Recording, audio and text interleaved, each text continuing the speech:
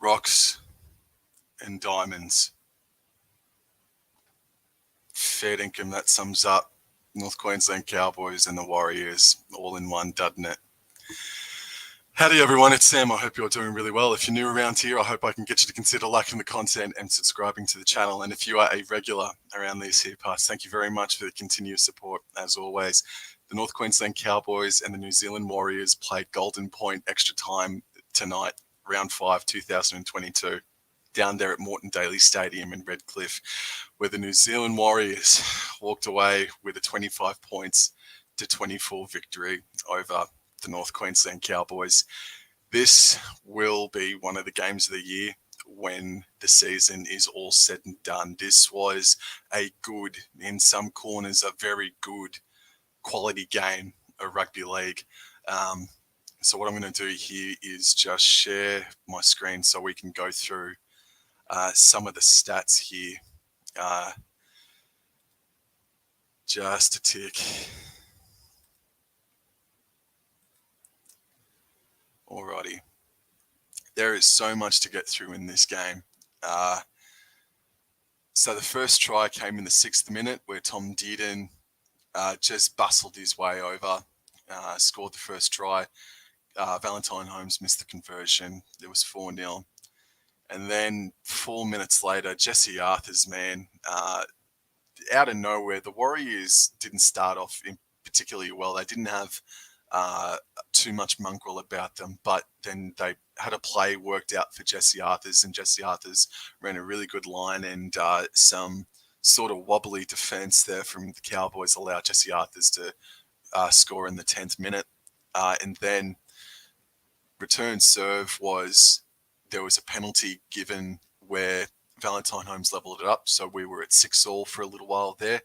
And then in the 21st minute, there was a really average old last tackle, play the ball on the right-hand side. I think it was either Peter Hiku or maybe Jeremiah Nanai, but in any event, the ball was then flung out to Chad Townsend, and he received a late and pretty wobbly old ball, and Chad Townsend put in a grubber kick, and I thought it was a really good kick for considering how much pressure he was under. And then Aiden Fanua-Black, who came into the game with a shoulder injury, he just didn't lift up his left mitt, couldn't do it. Maybe that had something to do with his injury, but he knocked the ball on, and I think that was the Warriors' first error of the game. And Scott Drinkwater then pounced on a bouncing ball and scored a try. And just before I go on any further, so the first 21 minutes, the Cowboys offloaded approximately 7 times, and I think it's 7 offloads more than what they've done or performed in about 2 seasons, man. Like, they started differently under Scott Drinkwater at fullback tonight. And the offloading from the Cowboys is something that I haven't seen from them in quite a while, actually. And then in the 34th minute, Sean Johnson threw an intercept pass where Murray Tuolangi caught it and then passed it back on the inside to Valentine Holmes. And this was right on the Warriors' try line as well. And so Valentine Holmes ended up getting tackled by Marcelo Montoya, who made a great run from the opposite end of the field to tackle Valentine Holmes. A great effort from him, and he was tackled about 30 meters out from the Cowboys' try line. And then just some really nice chain passing. And the best moment of that whole sequence, besides the intercept and run, is Jeremiah Nanai, the young man. He came in, received the ball, and as a young man, he could have done anything at that point, but he showed some great patience and a great level-headedness to then just simply pass the ball out to the right. Peter Hiku, then out to Kyle Felt, and Kyle Felt went over. And then in the 38th minute, and this is where the game changed, honestly. In the 38th minute, Josh Curran received the ball 10 meters out from the Warriors' try line and just changed his angle, changed his direction, and there really wasn't a Cowboy within cooee of him. So Josh Curran scored the try, and instead of going 18 points to 6 up, North Queensland Cowboys went into the sheds 18 points to 12 up, and it was a very good game of rugby league. The completions must have been at least 85% each way. There were plenty of 6 against and penalties as well. So I think the crackdown showed a little bit more, showed its head a little bit more in that regard. Yeah, but the first half, man, was a terrific game of rugby league. I don't think there was an off call. I don't think there was any controversy in that first half. I think the Cowboys with Scott Drinkwater at the back looked differently defensively. Hamiso was giving out different messages compared to what Drinkwater would have been doing tonight. And the Cowboys just looked a little bit strange defensively compared to what we've seen over the past few weeks, or at least before the Sydney Roosters game last weekend anyway. And then once halftime resumed, immediately from the kickoff, Murray Tuolangi was under the high ball, and unfortunately he dropped the ball. And so that was a bad start for the Cowboys. But as a fan, I was sitting there and thinking, we're okay defensively nowadays. Let's show some resolve. Cody Nikorima from about 2 meters out from the try line, he looked to his left, feigned to go right, but he saw that there was just open pastures out to his left-hand side, and it was Scott Drinkwater and Jeremiah Nanai that left this massive 5-meter gap, and he just scored one of the easiest tries of his career, Cody Nikorima, and within the space of 5 minutes of game time, either side of halftime, the scoreline was back to 18 points all, and it begged belief, really. You thought, my goodness gracious. And then in the 47th minute, Valentine Holmes scored a really nice try. It wasn't an immediate hit back, I'd say. I mean, it was about 6 minutes later, but Valentine Holmes, I think it was the last tackle as well, showed some great desperation and strength. He ran a good sort of curving line, and Reece Walsh was at the back, and Reece Walsh had a really good attempt at trying to stop him from scoring that try, but Valentine Holmes wrestled his way out of Reece Walsh's clutches, and then Valentine Holmes scored the try. And then in the 64th minute, Ewan Aitken scored a try, running a good line, and it's something that I sort of predicted on Hold the Balls preview, on Hold the Balls channel for the Warriors Cowboys preview. Ewan Aitken ran a really good line, and just it wasn't at Jeremiah Nanai, who I predicted it could have been. It was actually at Chad Townsend, and Chad Townsend just I don't know if he was ball watching. I'm not sure what happened, but he did not know where Ewan Aitken was, and Ewan Aitken scored the try to level things up again at 24 points all. And then for the rest of the 15-minute period, it felt like the Cowboys were just struggling to find some territory there for a long time. The Warriors' defense was really up fast, and the Cowboys just, it did. It felt really hard for the Cowboys to get out of their own end. And there's a moment in the 73rd minute, like exactly on the 73rd minute, that I want to highlight, and I want you all to go back and look at if you do happen to watch this and you want to go back and look at it. In the 73rd minute, there was a chain of passing from the Warriors in their own territory, and there was a break made where there was nearly a try off of it. So Sean Johnson passed it out to Chanel Harris-Tavita, and Harris-Tavita got it off to young Jesse Arthurs, who made a 20 to 30 meter line break. And then the play eventually came to an end about 10 meters out. So the Cowboys defended it, but I want you to go back and have a look at the pass from Chanel Harris-Tavita to Jesse Arthurs. Jack Murchie was in between the two gentlemen, and I'm telling you, I wish I had a screenshot of it. I wish I could go back and replay it for you guys now, but Jack Murchie got a touch to that ball, and if the touch judges, if the referee, especially the touch judges, if they were more aware, more acute to what was going on, that play wouldn't have been allowed to go ahead.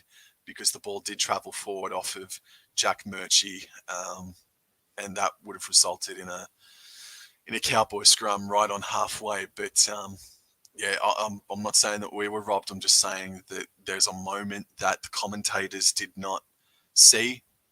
There's a moment that the touch judges did not see. And I'm sure that there's a moment that the Warriors fans saw something that the Cowboys do that wasn't seen as well throughout the game, I'm sure. But for me, there was a moment there where Chanel Harris-Tavita, the pass to Jesse Arthurs in the 73rd minute, Jack Murchie got a piece of that ball and the ball floated forward, which should have resulted in a midfield scrum for the North Queensland Cowboys on the 73rd minute. And it just felt like that the Cowboys, the game management, bro, the game, there was no real, they didn't look threatening too many times tonight, man, besides the times that they did score the tries through Valentine Holmes and Tom Dearden. They didn't look threatening too much in attack tonight. So before Golden Point was actually blown, Sean Johnson had a crack at field goal, and his went to skew it, sprayed out to the left-hand side of the goalpost, I think it was. And yeah, so then Golden Point extra time happened, and this is the first Golden Point extra time game the Cowboys have played in since round 17 in September of 2020. And between the Warriors and Cowboys, I think they've played one Golden Point extra time game, and that would have been at least 15 years ago, sort of thing. I'm sure of it, because last year's epic Indigenous round game certainly didn't go to Golden Point as well. But so anyway, Golden Point happened, and instantly there was something wrong. The Cowboys' defense, the Cowboys in general, just looked gassed. They looked like they had absolutely nothing in them. And off the first play of Golden Point extra time, the first set of Golden Point extra time, the Warriors made 65 to 70 meters upfield, man. And, fortunately at that time, Sean Johnson's kick either went astray or it was then charged down from the Cowboys. And then the Cowboys did get an opportunity in Golden Point extra time, and they themselves made approximately 60 meters as well. And Chad Townsend, he was the only person that ended up having a crack at the field goal, and he had the worst attempt. I know he was under immense pressure, but yeah, he was under immense pressure, and his field goal attempt didn't even go higher than 10 meters, sort of thing, from about 35 meters out. Then Reece Walsh got the ball, and then the Warriors just went back upfield, and Sean Johnson saw Jeremiah Nanai come in on him from a marker position in the ruck, and Jeremiah Nanai made a really good attempt at it. But I think next time Jeremiah Nanai should have just maybe put a couple of more feet into his attempt at trying to stop Sean Johnson. Sean Johnson then stopped, zigged and zagged, and then just struck the ball like a son of a friggin' thing, and slotted the winning field goal. So that resulted in 25 points to 24. Sean Johnson getting it with about 90 seconds left, I think it was, before the halftime siren for Golden Point extra time went off. Now, I just want to go into the team stats. And so possession, and this is all fresh, I haven't seen anything. So the possession, 54% to the Warriors, 46%. So the Warriors' defense was good. It was actually very good, I would say. They were really committed to that aspect of the game, where I think also in hand, I think the Cowboys' attack it never really clicked in, man. Like it clicked in maybe 6 sets, maybe a few more than that. But the Cowboys, man, yeah, their attack wasn't all that great. But their start to the game, though, was pretty ferocious. And this is something that I want to highlight here. So for sure, 92. Oh man, you don't see that too often.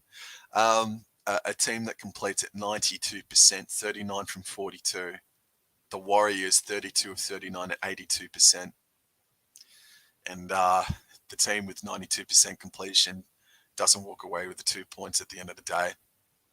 Fair income. Let's have a look at the run meters. So the Cowboys ran for 500 more run meters. My goodness gracious. Post-contact meters, the Cowboys won. Line breaks were 5 apiece. Tackle breaks, 38 tackle breaks the Warriors had, okay, to 23, North Queensland. Offloads, 12-2, fair income. That's, I've got to go back, but just off the top of my head and off of a gut feel, 12 offloads in a game for the North Queensland Cowboys, that's got to be the highest number in 2 seasons. Like, my God, we don't ever, the boys just don't play an offload sort of game, man. They really haven't over the past few years. Kicking meters were pretty much equal. 40-20, there was a 40-20 there to Sean Johnson at a stage of the game. Tackle efficiency, they were both up about 88%. Missed tackles. See, that's what I'm okay. So that's where we lost the game, I reckon. So missed tackles, Cowboys 38. I think in the first half an hour of the game, maybe in the entire first half, I'm sure that there was a stat that came up that said there were 12 missed tackles to the Cowboys, 2 missed tackles in that first half. And I went, that's the area that the boys needed to improve in. And so effectively what this might be telling me, if I'm right in my guesstimations, is that they made 36 missed tackles in that second half. And they just look gassed, man. And for a team that completed at 92%, you thought maybe the fitness would have been a little bit higher up than that as well. Oh, man, but hey, I don't bloody play rugby league sort of thing. So what do I know? So, again, penalties conceded. There were, I think, maybe 1 or 2 from either side shouldn't have been a penalty. But, yeah, penalties again, man. The discipline, bro. Discipline needing to improve. And it did a little bit. It did. But, again, we lost in this department. And then, and even so, the Warriors, they only used 7 interchange cards to the Cowboys' full 8 as well. Man, reading all these stats and watching the game, like, I know the Warriors walked away with a win, and I don't want to take anything away from the Warriors because their defense is what won them the game. I know they leaked 24 points and their missed tackles were bad as well, but the Cowboys, man, I think we were the better team tonight, and yet the game management from our spine playing together, for the first time with Scott Drinkwater at fullback. Oh, man, I don't know. And I'll tell you what, there was this other instance, maybe with about 4 minutes to go in that second half before Golden Point. Jake Granville didn't get a pass out from dummy half to either Chad, Tom Dearden, Valentine Holmes, or Scott Drinkwater. We had 4 field goal kicking options, and Jake Granville wanted to put in a grubber kick for Jordan McLean to try and score a try off of. That's where we lost the game, man. I don't know what Jake Granville was thinking. I'm sorry, but that's just hitting me like a bolt of lightning right now. You're telling me that we couldn't be in a position to fang the ball out to one of those 4 field goal kicking options with only 4 minutes to go? Man, that's really disappointing. Really, really disappointing. So I'll go into some player stats now. So who made the most tackles? Josh Curran for the Warriors, Tom Gilbert, who ended up playing the full 80 minutes. Aiden Fanua-Blake had the most running meters. Scott Drinkwater with 195. And I'll say Scott Drinkwater had a good game. He did have a bad read in defense, and I think he caused one of them penalties really early on in the game. Excuse me. But Scott Drinkwater, he had a really solid game tonight, man. So I look forward to seeing him again in a Cowboys jersey, to be honest with you. I'll go into the Cowboys stats here, and I'll just fang it out to the right here. Hopefully that's brought things up. So all run meters. So Scott Drinkwater with 19 runs, 195 meters. Who made the second most? So that looks like it's Jason Taumalolo with 17 runs for 188 running meters. Tom Gilbert, 16 runs for 175. And look, that they are great running meters. That's great amount of runs that he's had. But he was, I don't know, man. And I'm sure his defense, he topped the tackle count for us tonight. But yeah, Tom Gilbert didn't have his best game tonight, and he's had a really good season so far to date as well. But he didn't have his best game tonight as far as discipline goes, with and without the ball as well. So Murray Tuolungi, 135, but most of that came from his intercept pass. Valentine Holmes, again, I thought he did try really hard tonight. Tom Dearden, I thought was great tonight, actually. I might even consider giving him my gold medal for man of the match. Jeremiah Nanai was a young man caught in the like a deer in the headlights. And Ruben Cotter, my bloody goodness, if it's not Tom Dearden or Taumalolo, it might have to go to bloody Oobsy Wops, Mr. Ruben Cotter there. Just trying to look for the little slide bar at the bottom here. Yeah, can't find her. Oh, no, there she goes. Sorry, guys. So that's all the way to the right, and we'll go back over here to the left. And let's have a look at the tackles made. Chad Townsend made 22 tackles, man. So he was defensively, yeah, he was in it. He was in the thick of things. Jeremiah Nanai, 32 tackles made, but 7 missed. Yeah, that's obviously Nanai's game that he needs to clean up, and that was the fear. And Peter Hiku, 6 missed tackles as well, man. So that right side defensively, and with Chad Townsend having an off night, in my opinion as well, man, that right side defensively must improve immediately for next weekend's clash against the Canberra Raiders, especially with Nick Chotrich and Jack Whiten, with Chance Nickel-Cookster coming around the back, coming at you like that, man. So that's definitely an area of improvement that needs to happen ASAP for sure, man. 32 tackles from Taumalolo, but missed tackles 4. And I'm telling you that all the missed tackles came in the second half, man. Just completely gassed, bro. In that first half, after that first half effort from the boys. Now we'll look at the Warriors stats. So Reece Walsh, I'll tell you what, Reece Walsh, he flung out his friggin' forearm elbow into the cheek of Kyle Felt, I thought, at one stage in the first half, trying to catch a bomb. Jesse Arthurs did have a strong game. Marcelo Montoya gave away a few penalties. Chanel Harris-Tavita, yeah, it was actually him that scored that 40-20, wasn't it? So he had a crack tonight for sure. Ewan Aitken ran for 133 metres. He was subtly good tonight. I don't remember any standout moments with him. Josh Curran, 86 metres, 9 runs though. So, but then again, you get all that back in defence. So Ewan Aitken, man, he was probably the most active forward for the New Zealand Warriors. Well, then you got Aiden Fanua-Blake at the bottom here, 14 runs for 142 metres. That's a solid effort, man. That's a solid effort. Just look at the tackles now, if I can.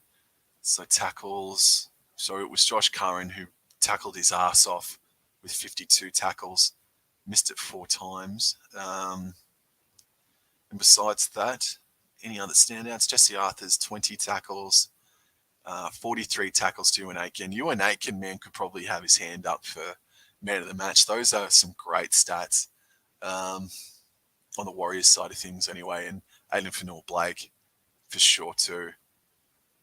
Yeah, so alrighty, I'll just jump back into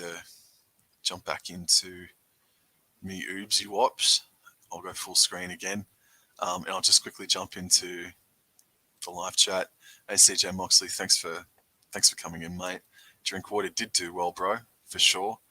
And Robert M, Cowboys deserve to win, and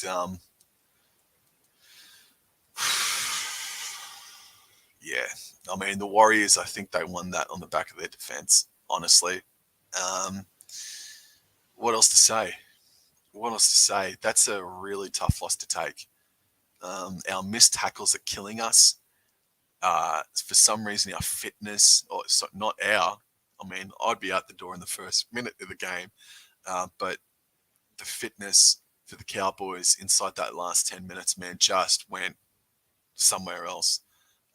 They were completely gassed with 10 minutes to go, and the Warriors were just making way too many meters. Really, really disappointing loss tonight, man. But it was a cracking game of footy, bro. Cracking game of rugby league, and easily one of the games of the year thus far, for sure, man. Maybe even top 5. So congratulations to the New Zealand Warriors. I mean, I could sit here and, say that the Cowboys did deserve to win, and this, that, and the rest of it. But again, in saying that, man, the Warriors, I mean, they fought back from 18-6 down. They fought back from a sluggish start, and just the will to win, man, was greater than the Cowboys tonight, bro. And that's an awful thing to say about your own team, for sure, bro. So congratulations to the New Zealand Warriors. That's 3 on the trot, and they're sitting pretty inside the top 8 now. I think that's probably going to boot the North Queensland Cowboys out of the top 8 by the end of the round as well, unfortunately. But it does no great damage to our for and against, which is a bonus, which is just a slight little consolation as well.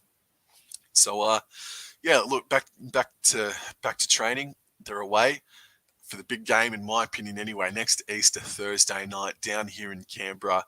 North Queensland Cowboys' next opponents are the Canberra Raiders. Damn. Get ready, because I'm going to be screaming the house down for sure. And the New Zealand Warriors, they take on the Sydney Roosters down at the Sydney Cricket Ground next Sunday afternoon as well. So that's a massive test for the New Zealand Warriors, man. Their defense will have to be the best it's been all season to get them close to a win. Right now, Broncos and Roosters are playing. I got no idea what's going on. So I'll to everybody that's tuned in from the start, to everybody that's come in and said good day and checked out this stream, thank you very much. You go watch the game now. I'm going to go too. Oh, that's a bloody bitter pill to swallow. And that game, whilst both sides showed rocks and diamonds, it was a diamond of a game. It was a diamond of a game. Very, very good game of rugby league. Thank you all very much for your time. Hope you can consider liking the content and subscribing to the channel if you're new around here. And enjoy your weekend. Adios.